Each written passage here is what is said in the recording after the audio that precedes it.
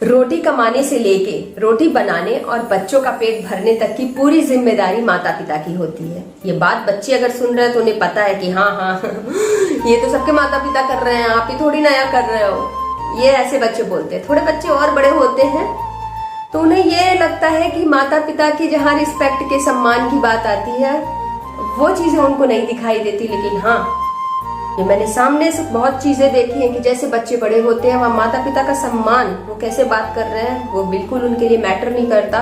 लेकिन उन्हें इस चीज का आभास हो जाता है कि माता पिता की जो संपत्ति है उस पर पूर्ण अधिकार, पूरा अधिकार मेरा है।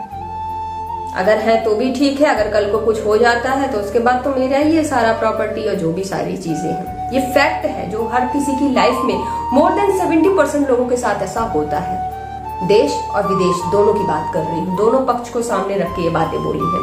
आज के इस वीडियो में कोई लेक्चर नहीं होगा, कोई स्पीच नहीं होगी, क्योंकि बच्चे भी बोर हो जाएंगे क्या स्पीच सुने, और पेरेंट्स सुनेंगे तो बोलेंगे कि क्या सुन के करेंगे, कोई सुधरने वाला नहीं है, कोई समझने वाला नहीं है।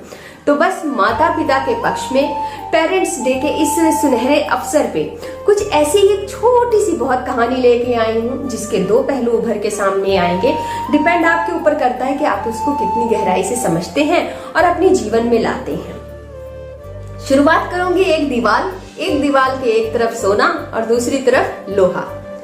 शायद आपने सुनी हो, अगर सुनी भी है तो एक बार फिर से याद कर लीजिए कि हाँ, इस कहानी का मोटिव क्या है। जो सोना होता है वो लोहे को बोलता है कि अरे यार, जितना तुम्हें मारा पीटा जाता है लोहे से उतना मुझे भी मारा जाता है। आग को दोनों लोग ही आग में तपते हैं, दोनों को ही तपा के मार के पीट के आकार दिया जाता है। लेकिन एक बात समझ में नहीं आती कि जब मेरे साथ ऐसा होता है तो मैं तो बिल्कुल आवाज नहीं करता, लेकिन जब तुम्हारे साथ ऐसा कुछ होता है तो तुम इतना जोर जोर से आवाज क्यों करते हो। लोहा मुस्कुराता है और उसके बाद कहता है, सुनो मेरी बातों को ध्यान से। तुम सोना हो, तुम्हें लोहे से मार के आकार दिया जाता है। ठीक उसी तरह अगर कोई बाहरी किसी को कुछ बोलता है या कहता है या मारता है तो शायद उतना फर्क नहीं पड़ता। अब मेरी बात ले लो, मुझे अपनों से ही पिटना पड़ता है। मैं लोहा हूं और मुझे लोहा ही मारता है, गलाता है, तपाता है और लोहे से ही पीट के मुझे आकार दिया जाता है। तो जब अपना अपने पे वार करेगा तो आवाज तो आएगी, दर्द होगा, तकलीफ होगा तो आवाज तो आएगी। ये आप भी जानते हैं। सपोज दैट आपका बच्चा है या बच्चे सुन रहे हैं, बाहर किसी ने एक थप्पड़ मार दिया तो कुछ ही बच्चे हैं जो अपने पेरेंट्स को बताएंगे, कुछ लोग इग्नोर कर जाएंगे, जान दो क्या बताएं, हैं। लेकिन अगर घर में माता पिता ने मार दिया तो पूरा घर सिर पे उठा लेना, हल्ला कर देना या तो दरवाजे में बंद हो जाना, इस तरह की तमाम हरकतें जो बच्चे करते हैं। और बाहर अगर दो थप्पड़ खा के भी आ गए तो सिंसियर हैं या फिर शुरू से ही बच्चे अगर शेयर करते आए हैं बातें तो जरूर बताएंगे। अदरवाइज थोड़े टीनेज में आ गए हैं तो सोचेंगे कि इंसल्ट हो जाएगा, क्या बताएं कि हम मार खा के आ रहे हैं, चलो कुछ नहीं बताते। तो समथिंग लाइक दैट ना, कि वही चीज लोहा यहाँ पे बोलता है कि जब अपने से अपनों को वार मिलता है तो मेरे ख्याल से इस चीज को आप लोगों को, इसकी गहराई को समझना चाहिए। बच्चे हो, जब पेरेंट्स को कुछ बोलेंगे या कुछ कहेंगे, बच्चों को तकलीफ बहुत होती है। कभी कभी पेरेंट्स बहुत स्ट्रिक्ट भी होते हैं, लेकिन यहाँ बच्चों को ये चीजें बिल्कुल समझना होगा कि पेरेंट्स उन्हें एक अच्छा आकार, एक अच्छा शेप, एक अच्छा भविष्य और स्पेशली जिस चीज के लिए हर पेरेंट्स परेशान होता है वो है सिक्योरिटी। ये सारी चीजें कंसर्न एज अ कंसर्न होती है पेरेंट्स की। और दूसरी चीज ये कि अगर आप कुछ बोलते हो, आप उन्हीं की संतान हो, उनके बच्चे हो। जैसा कि लोहे ने कहा कि जब अपना अपने पे वार करता है तो दर्द की आवाज आती है।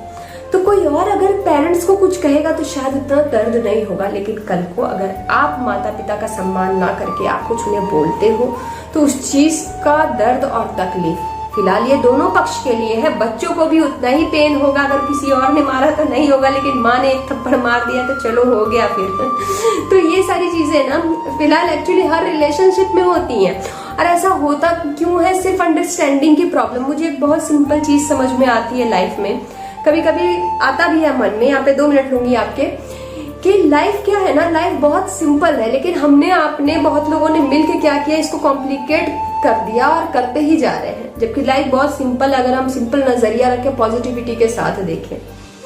प्रॉब्लम होती है सिर्फ पेरेंट्स और चिल्ड्रन के रिलेशन में नहीं, हर रिलेशन में मैं बोलूंगी कि सिर्फ अंडरस्टैंडिंग और मैच्योरिटी की बात होती है। हम क्या करते हैं, यहाँ पे मैं बच्चों के ही एंगल से समझाने की कोशिश करूंगी कि बच्चों को आजकल क्या लगता है, या आजकल की बात ही छोड़ दीजिए, बच्चे और पेरेंट्स के बीच में अगर रिलेशन को लेकर कुछ भी दूरी आ रही है या ऐसा कुछ भी हो रहा है, तो उस पर कम से कम मोर देन 70% तभी होता है जब बच्चे ये सोचते हैं कि हम सही हैं। पेरेंट्स को लगता है कि नहीं, हम जो बोल रहे हैं हम तो सही हैं ही, लेकिन क्या है ना कि एक दूसरे का एंगल समझने की कोई कोशिश नहीं करता। जैसा कि मैंने कहा, हर रिलेशन में यही होता है एक्चुअली, कि हर कोई अपना पॉइंट ऑफ व्यू थ्रो करता है, रखता है और सोचता है कि हम ही सही हैं। जैसे कि एट दैट टाइम मैं अपना पॉइंट ऑफ व्यू रख रही हूँ, तो जरूरी नहीं कि मैं सही हूँ। मेरा पॉइंट ऑफ व्यू कहने का एंगल क्या है वो समझने की कोशिश करनी है। यहाँ पे आपका समझने का या बोलने का एंगल क्या है वो मुझे समझना है। और जब ये अंडरस्टैंडिंग की जो चीजें जिसको हम कहते हैं, अगर यहाँ पे अंडरस्टैंडिंग अच्छी हो गई तो रिलेशनशिप अपने आप स्ट्रांग हो जाते हैं। जैसे कि मैंने हर बार कहा है, अभिकम के साथ सेम वही है। आज की डेट में भी कहीं वो मुझे समझता है, मैं उसको समझती हूँ। आगे कंटिन्यू हो पाएगा, आगे क्या होगा वो तो चीजें जब तक वीडियो बनेंगे मेरे उसका रिलेशन मैं शेयर करती रहूंगी। फिलहाल इस उम्र में मैंने नंबर ऑफ टाइम बताया है कि वो अपनी चीजें शेयर करता है, मैं अपनी बातें उसको बोलती हूँ। और ये चीजें भी अभी हाल ही में इन चीजों के ऊपर भी बात हुई है कि कभी कभी ऐसा होता है कि वो अपनी बातें रखता है, तो मुझे अब ये जरूरत लगी तो ये चीजें मैंने उसे बिठा के समझाई, और आप भी बिल्कुल समझाइए कि सम टाइम क्यों आपको ऐसा लगता है कि आप सही हो।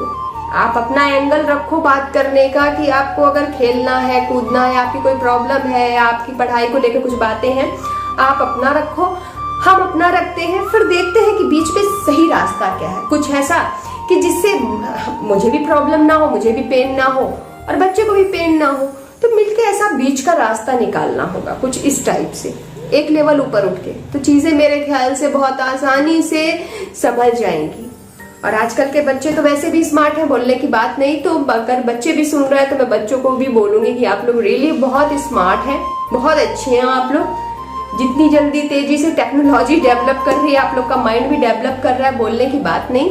लेकिन कहने की बात ये है कि अगर हम इस सच्चाई से भी मुकर नहीं सकते कि जहां हमारे बच्चे ICSE, CBSE, फॉरेन कंट्रीज में जाके और बाकी सिटीज में जाके प्रिपरेशन कर रहे हैं, डॉक्टर इंजीनियर बन रहे हैं, लेकिन जब केसेस सामने आते हैं कुछ कुछ ऐसे कि माता पिता का ही सम्मान नहीं है, क्योंकि सम्मान की तो बात अगर एक मिनट को साइड में भी रखें, अगर ऐसा होता तो आज ओल्ड एज होम ही नहीं होते। अगर माता पिता को सम्मान मिलता, रिस्पेक्ट मिलता, तो माता पिता अपने घर में होते। और बहुत से आप सड़कों पे देखेंगे कि माता पिता किस उम्र के किस पड़ाव में भी, कोई रिक्शा चलाएगा, कोई सब्जी बेचेगा, बहुत से ऐसे तमामों चीज आपको वो मुझे बोलने की, जैसा कि मैंने कहा कि इसमें ऐसा कुछ नहीं मैं बोलने वाली, तो शायद ये लोहे और सोने की कहानी से आपको कुछ सबक से जरूर सीखने को मिलेगा कि लोहे लोहे को मारता है, तो उससे दो चीजें हमारे सामने आई। तो बिल्कुल इस एंगल को बच्चों को समझना होगा कि अगर पेरेंट्स समटाइम स्ट्रिक्ट होते हैं तो वो हमें एक अच्छा आकार देने के लिए, और दूसरी चीज, अगर ये तो बात सच्चाई है, इससे हम मुकर नहीं सकते कि जब अपना अपने पे वार करता है तो तकलीफ बिल्कुल होती है। यहाँ पे 2 मिनट और लूंगी आप लोग के। पहली ये कि वाल्मीकि जी ने रामायण जब लिखी तो उसमें ये लिखा हुआ होगा, शायद आपने अगर पढ़ा है तो आप लोग को पता हो, कि जिसमें भगवान श्री राम ने सीता माता से कहा है कि सीता एक बात कहना चाहता हूं, क्या तुम्हें पता है? माता पिता आचार्य, इन तीनों लोगों को हमेशा प्रत्यक्ष रूप में ये तीनों हमारे सामने हैं, जिनका मान सम्मान, पूजा अर्चना, श्रद्धा, सब कुछ हमें बिल्कुल साक्षात करना चाहिए दिल और आत्मा से।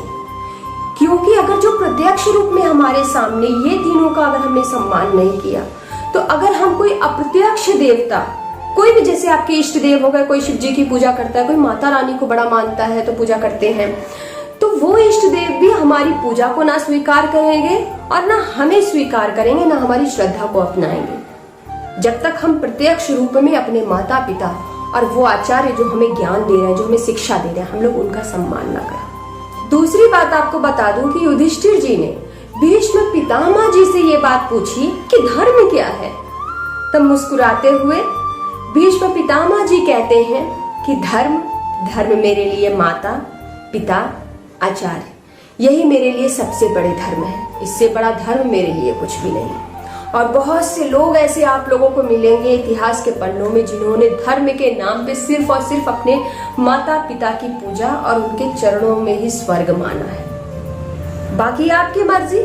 पढ़े लिखे हैं, अच्छे स्कूल में पढ़ रहे हैं, बहुत कम ऐसे बच्चे हैं जो ग्रो नहीं कर चुके हैं मेंटली, फिजिकली, इमोशनली, हर तरीके से। मेरा भी कम भी, मैं नहीं बोलूंगी कि 12 साल का है तो वो इस एज में आते आते काफी कुछ दिमाग बुद्धि में बहुत कुछ आ जाता है। कोई बचपना नहीं होता, सब समझ में आता है। एजुकेशन भी इस लेवल की है कि सारी चीजें आराम से बैठ के हम लोग समझा सकते हैं। अब डिसाइड बच्चों को करना है कि उनके लिए माता पिता कितने इंपॉर्टेंट है। क्योंकि आज ये तो बोलने की बात नहीं, ये तो बागवान मूवी की बात हो जाएगी। अमित जी का जो उन्होंने डायलॉग दिया था कि आपने सुना भी होगा कि आज ये समय हमारा है, कल तो आपका होगा ही। तो वही सोचना है, समझना है, आगे बढ़ना है। फिलहाल एक बार फिर जितने भी वर्ल्ड वाइड पेरेंट्स हैं सबको अब बिग सैल्यूट मेरी तरफ से पूरे सम्मान के साथ। इसी तरह से और कुछ अलग तरीके से वीडियो कोशिश करूंगी कि आप लोग के लिए लेके आती रहूं। Thank you so much.